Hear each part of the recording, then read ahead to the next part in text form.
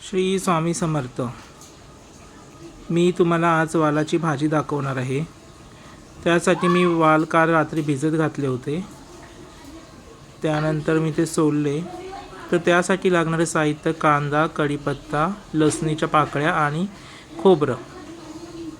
Gas पेटवला, pan ठेवला, त्यात थोडे तेल टाकले. तेल थोडे गरम झाल्यावर सोललेल्या लसणीच्या पाकळ्या,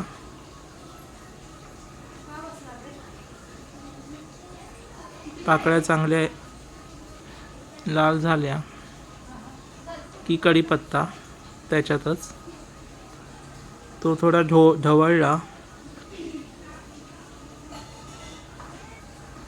की कापलेला कांदा,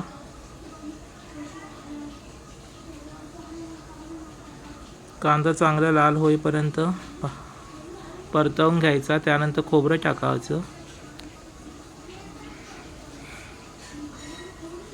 खोबरं चांगलं परतवून झाल्यानंतर लाल होणार.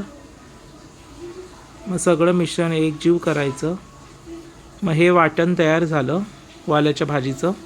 ते थंड होईपर्यंत नंतर मिक्सरमध्ये त्याचं वाटून घ्यायचं. नंतर एका टोपात तेल टाकून, तेल जरा गरम झालं की त्यात कढीपत्ता, बारीक चिरलेला कांदा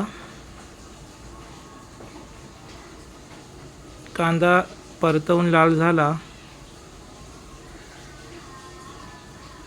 की टोमॅटो बारीक चिरलेला तो पण परतवून घ्यायचा तेलात.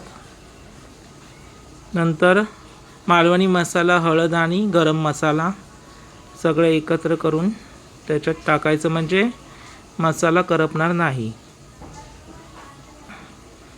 त्यानंतर वाल आणि बटाटी मी मगाशी दाखवली नव्हती, ती आता ह्याच्यात दाखवली आहे.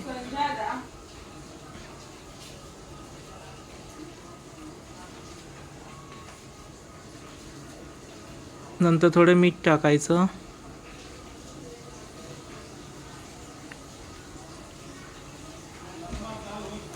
एक ग्लास पाणी,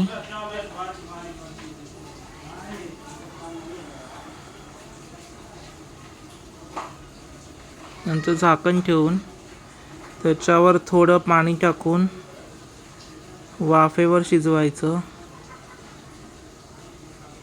शिजून झाल्याच्या नंतर झाकण काढून वाल आणि बटाटी शिजले काय पाहायची.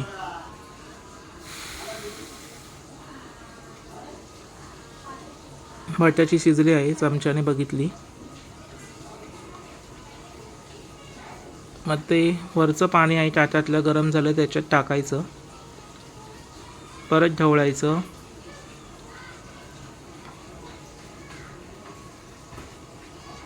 आणि जे वाटण आहे ते त्याच्यात टाकायचं.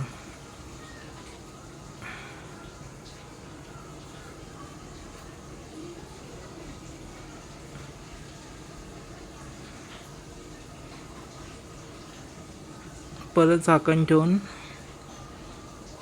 परत त्याला एक उकळी काढून घ्यायची आणि परत थोडं मीठ टाकायचं.